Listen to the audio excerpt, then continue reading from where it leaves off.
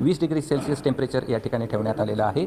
आणि ही वाघनखांचा इतिहास नेमका काय आहे, आपल्यासोबत आशुतोष पाटील आहेत.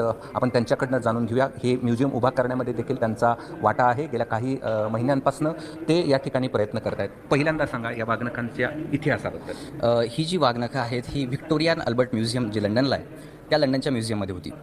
आणि महाराष्ट्र शासनाने म्हणजे पहिल्यांदाच असं काहीतरी होतं आहे की ज्यांनी महाराष्ट्र शासनाने एक परदेशी गेलेली वस्तू जी आहे ती भारतात किंवा महाराष्ट्रात परत प्रदर्शनासाठी आणलेली आहे. या वाघनखाच्या इतिहासाबद्दल बोलाल तर ही साधारणतः वाघनखं 17व्या-18व्या शतकातली असून ती पोलाद या धातूपासून बनवलेली आहे. आणि ती जी डबी तुम्ही बघताय ती डबी 1825ला बनवण्यात आली होती चामडे आणि रेशीमचा वापर करून.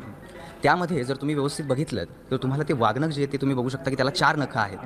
आणि ती वाघनखं 1971 साली ॲड्रियन ग्रँडफ ह्या व्यक्तीने ती वाघनखं व्हिक्टोरिया अल्बर्ट म्युझियमला भेट दिलेली होती, जी की दान स्वरूपात त्यांनी दिली होती.